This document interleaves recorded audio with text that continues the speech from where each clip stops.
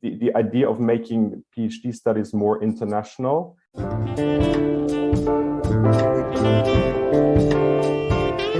then when we have to collaborate, you have to find out, what can I do? What can I bring to this project that will help my group?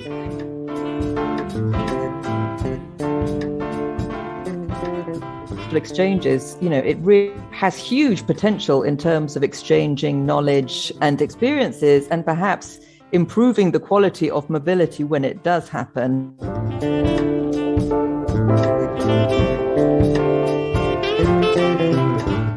Welcome to Högskolepedagogisk spaning, or higher education trendspotting, as we call it today. This is a podcast where we discuss questions regarding higher education. To our help, we have guests who contribute with the trend spotting about what's going on in higher education. This is our third episode and our first one in English. So today's topic deals with internationalization and more specifically, virtual exchanges. I am Nicolette Karst and I will lead the discussion today. I work as a lecturer in higher education development at Lund University in Sweden. And myself, I've been on two exchanges, although they were not virtual at the time, once as a student and once as staff. So understandably, this topic interests me a lot. Let me start by presenting today's guests. We have Cristina Biondo Salomão, Assistant Provost for International Affairs, coordinator of the Brazilian Virtual Exchange Program for São Paulo State University in Brazil. We also have Philipp Baur, Project Coordinator at the Unit for Global Partnership, Division for Internationalization at Uppsala University, Sweden. And we have Francesca Helm, Researcher at the Department of Political and Juridical Sciences and International Studies at the University of Padova, Italia. And also she's a second research officer at the Executive Board of Uni Collaboration from 2018 to 2020. Okay, we'll start with the first trend spotting concerning virtual exchange by Anna. Take it away, Anna. Thank you very much for the invitation. In my trend spotting, I'd like to discuss how VE can be a means for comparing global and local perspectives, and also the importance of bringing back those international virtual experiences to contribute with our local contexts. So in study abroad, this happens in a much more individual way, as the student goes to another country and has the opportunity to live in this different culture. But when they come back, this does not directly affect his or her local community. Now, in virtual exchanges, if well designed, students will have a chance to collaborate on a specific project and come up with a result or a product. So in this sense, VEs can have much bigger local impact, as students can be comparing similar problems or even different problems they face locally and try to come up with solutions for these problems. So as an example, in our VE, in our BRAVE Unesp São Paulo State University program, we have an example from the engineering degree. Yeah, so students were partnered with students from a university in Chile, and they had to analyze the composition of the energy matrix of transport in Chile and in Brazil. And they had to make a diagnosis of the environmental impacts caused by the fuels used in the transport matrix of each country. So they had to discuss the challenges to change the current transport matrices of Chile and Brazil, find out actions that have been taken in each country to comply with SDG 7, 12, and 13, and the results obtained by these actions so far. They were also supposed to propose improvement options and actions to increase transport sustainability in both countries.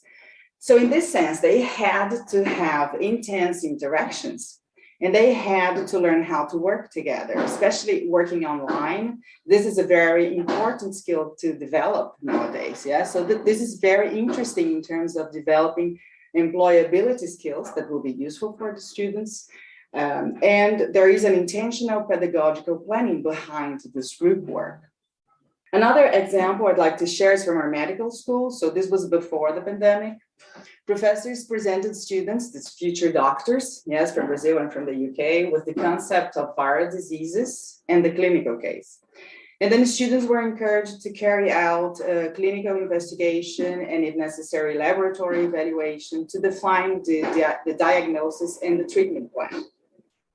So while the European group raised the hypothesis of a picture similar to that of a flu, the Brazilian students considered a differential diagnosis of dengue.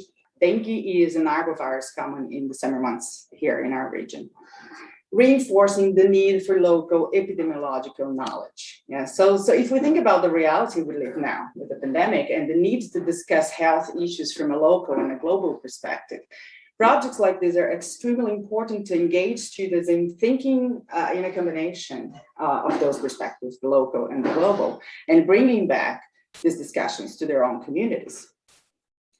And one last example I'd like to comment on is a VE that brings about the opportunity for interdisciplinarity.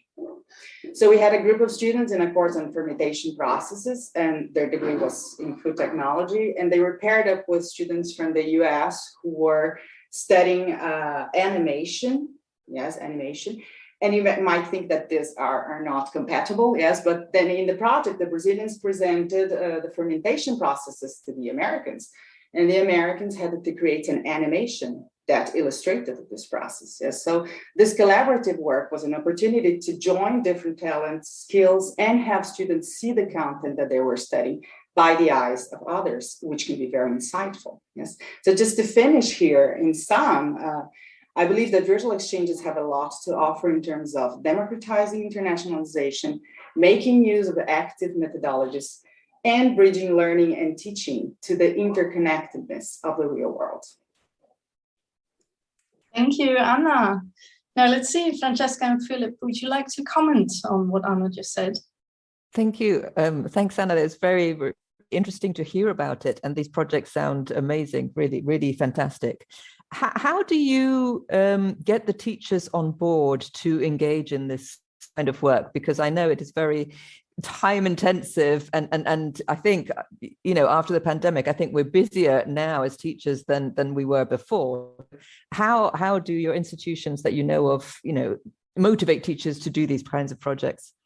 Well, the BRAVE program came up before the pandemic in 2018. So we had workshops where we invited teachers to get to know about the concept of VE, which was, well, this is just 3 years ago, but this was very new to the teachers to think about how they could collaborate online or how they would be working with students from other classes speaking another language. But at the same time, what we offered courses for them to prepare them. So this was one way to have them on board. Say, okay, you're going to be trained for that. You're going to get training, learn about active methodologies and things like this.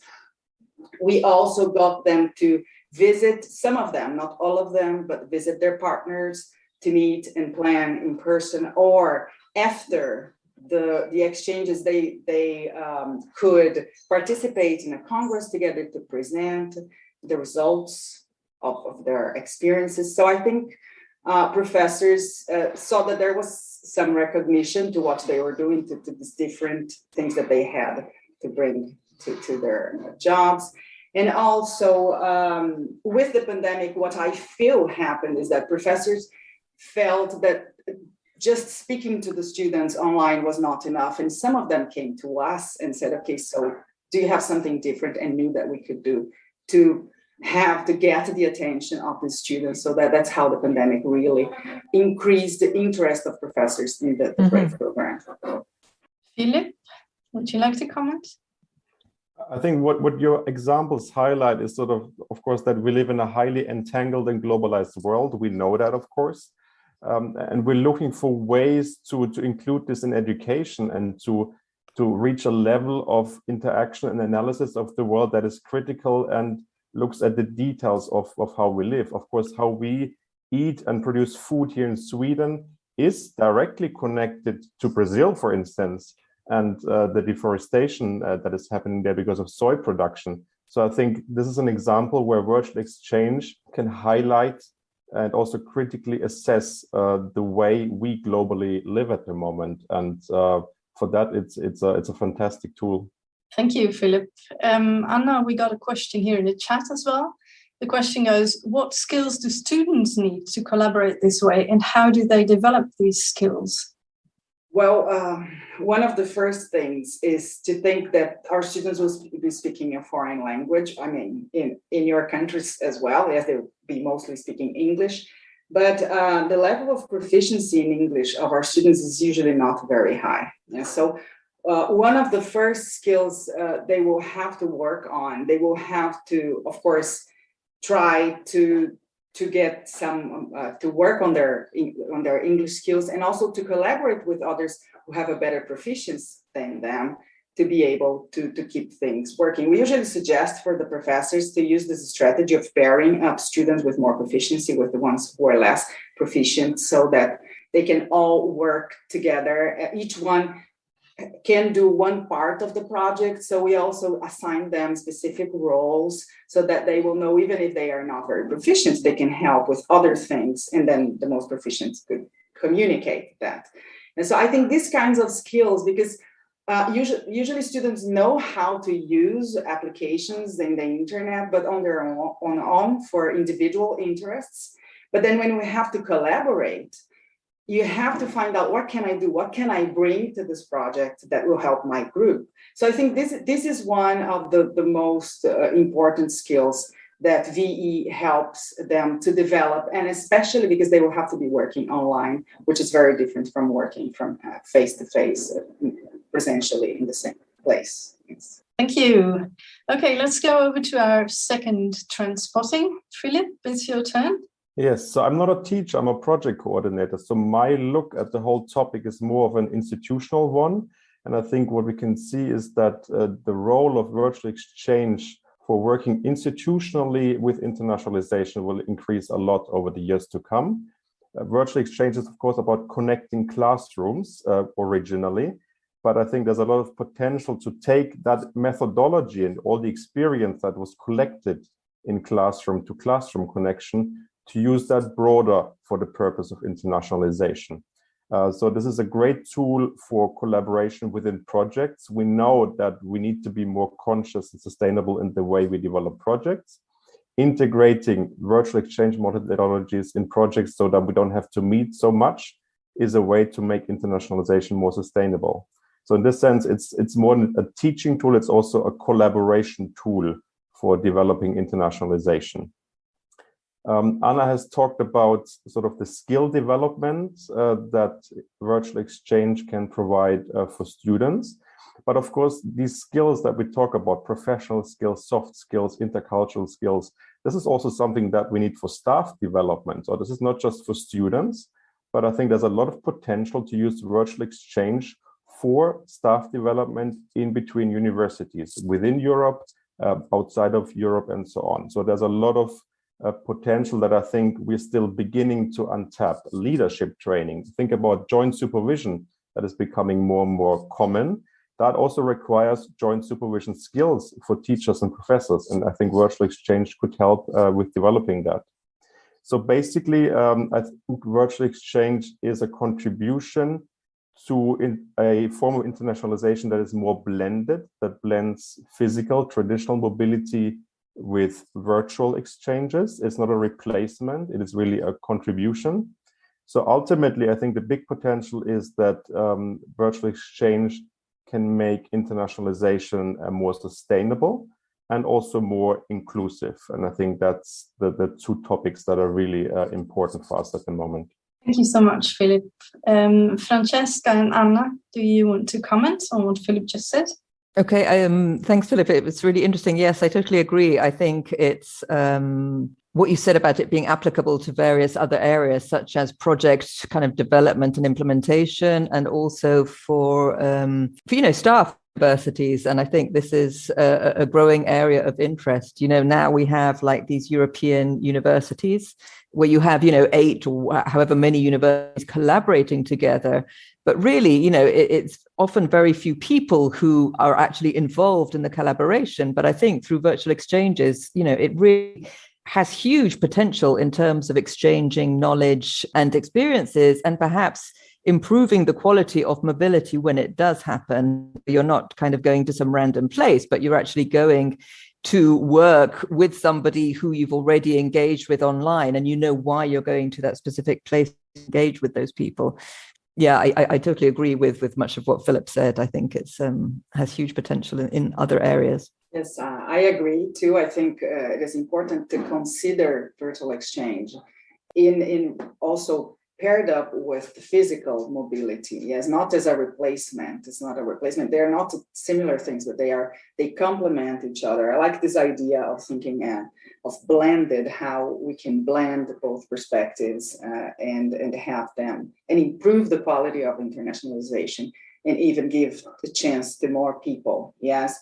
You talked about the potential of virtual exchange for staff.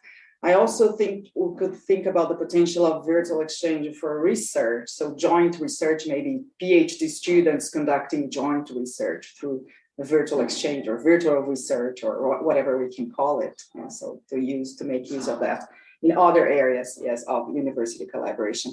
And it's very important also to take advantage of synchronous and asynchronous work. There must be a combination of those to make it work better. Yes, but of course it will depend on local context and professors and objectives. Thank you for your comments. We also have some questions again. What skills, tools, and prerequisites do teachers and also institutions need? And I know, Philipp, you mentioned the soft skills or generic skills, such as leadership training or joint supervision skills. Do you see any other skills or prerequisites that might be needed at an institutional level? Well, like if you look, for instance, at the level of PhD students, so I've mentioned sort of this supervision of PhD students. Most of our PhD students in Uppsala come from international backgrounds.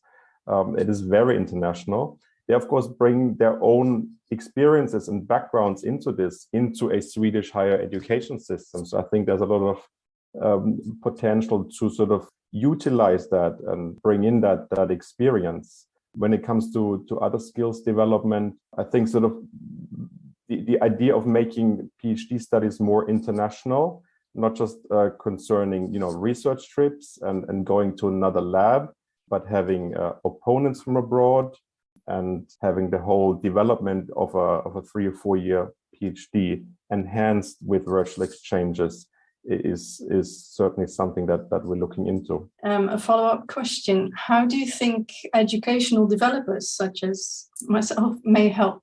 The question goes maybe back to you. What do you think? I think virtual exchange is sort of an aspect that is still very much in motion at the moment, which makes it very exciting. And I think what it requires is that within universities, we also start collaborating more with each other. I work internationally, so I'm very used to talk with people all around the world and coming up with ways to work together better. I think we also need to do the same within universities and find ways that, someone like me who works in an international relations department works together with teachers, but also with teaching developers like yourself, and that kind of hitting those kind of platforms and connection points to develop something where we all have an expertise on the topic, but we don't have all the knowledge, but pooling that knowledge would be great. So I think this is something where we need to get better as universities to see this as sort of a cross-unit interdisciplinary development area. Thank you. And Francesca has a great idea as well.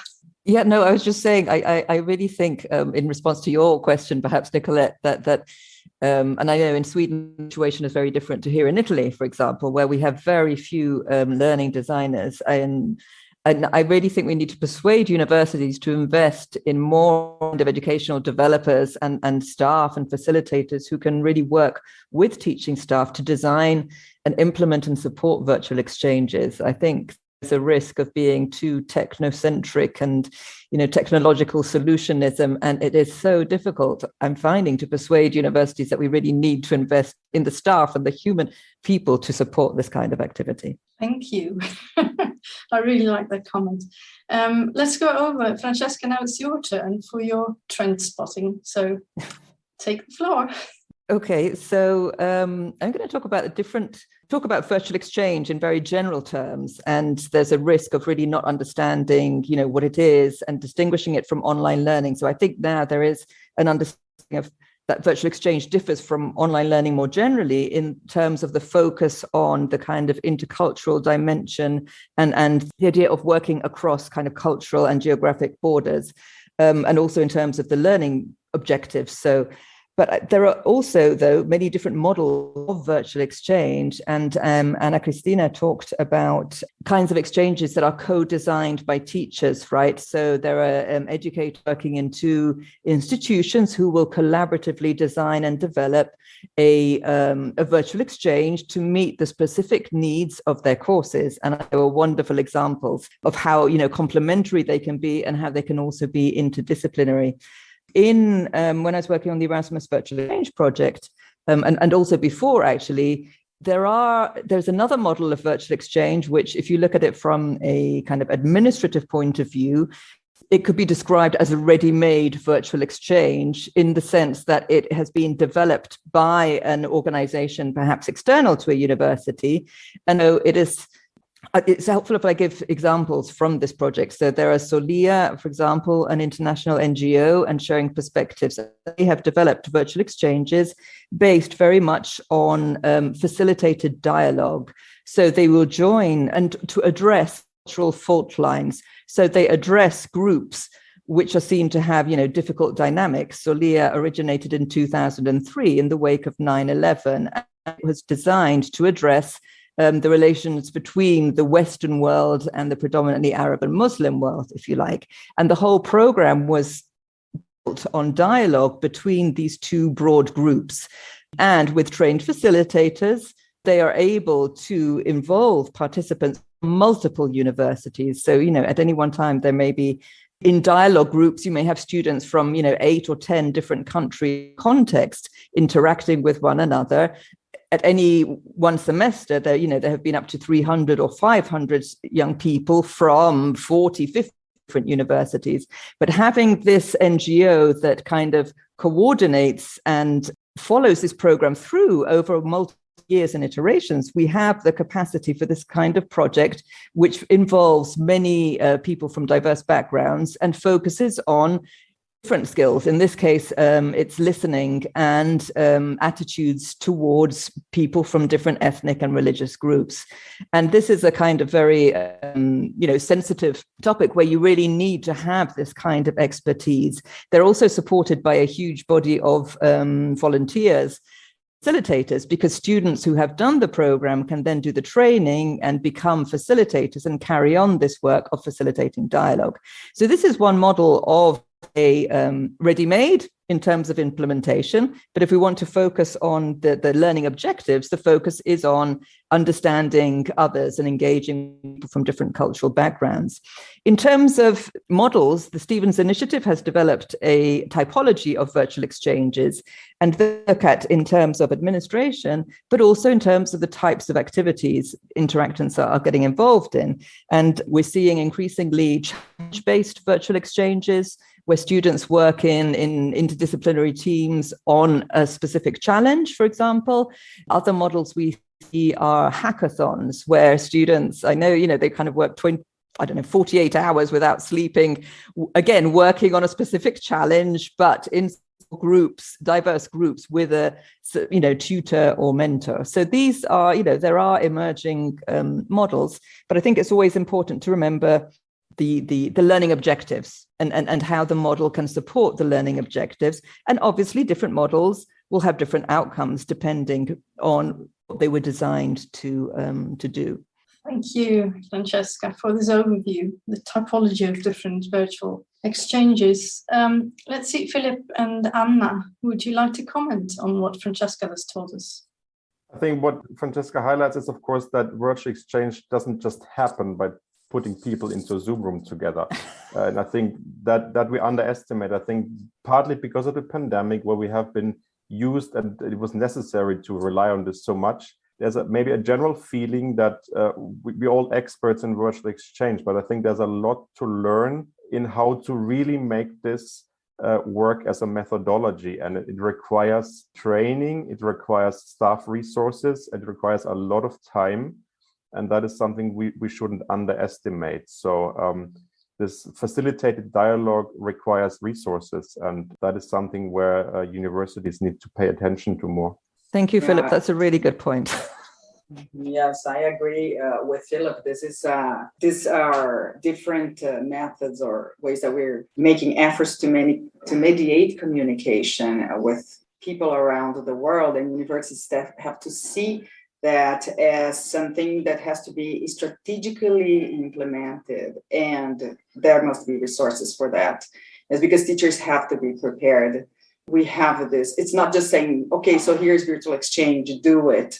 Yes, there must be someone like Nicolette, for example, to mediate the possibilities of that they have in different contexts to help them. I usually do that here in the BRAVE program. So we meet with the teachers, we try to understand both contexts, and we try to mediate or what they could do together, to brainstorm what they could do together. So these are the class-to-class examples.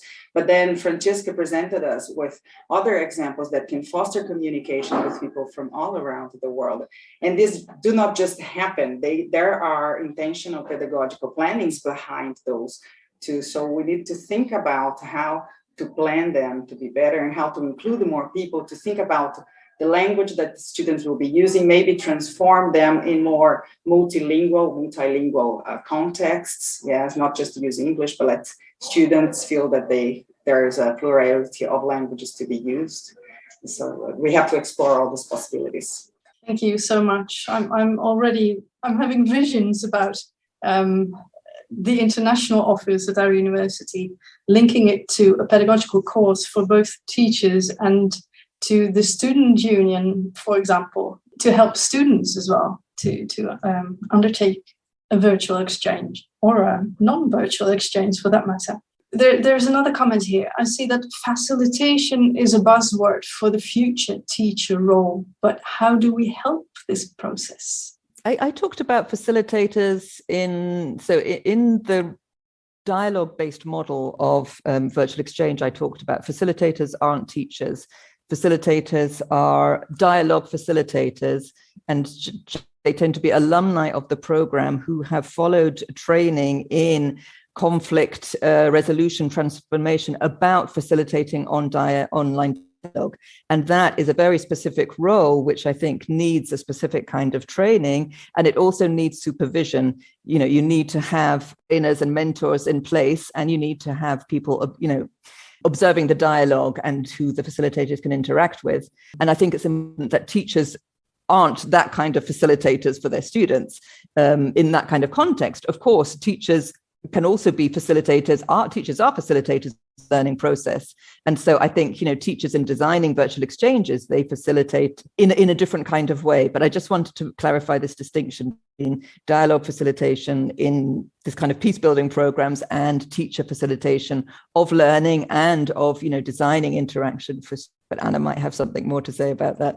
Yes, I think, in the term, I don't usually use the term facilitate. I prefer the term mediate, because I think we are mediating between teachers and teachers who are working together to plan a collaboration, or teachers and their students to make them understand what this kind of collaboration involves, or even students and students when they're working together. So this mediation is to help them understand how they can make the most of it.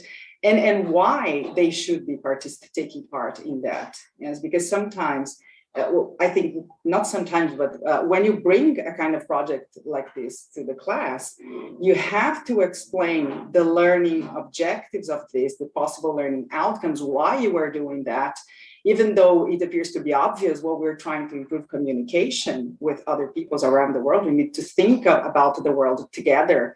Yes, because we all inhabit the same world. And we now, after the pandemic, know that problems in other places affect us locally much more. This is obvious, but even so, we have to talk about that and to provoke reflection about that. So, because I always think that teaching must be intentional.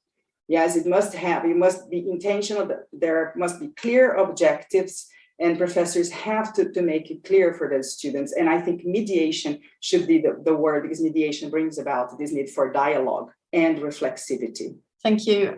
There's another question in the chat here. We talked about student-student virtual exchange and faculty partnerships, but is there also a form that student and faculty can meet somewhere in a virtual exchange? You mean student and faculty have a virtual exchange where students and faculty would be to put together in a different way than they are in regular classrooms?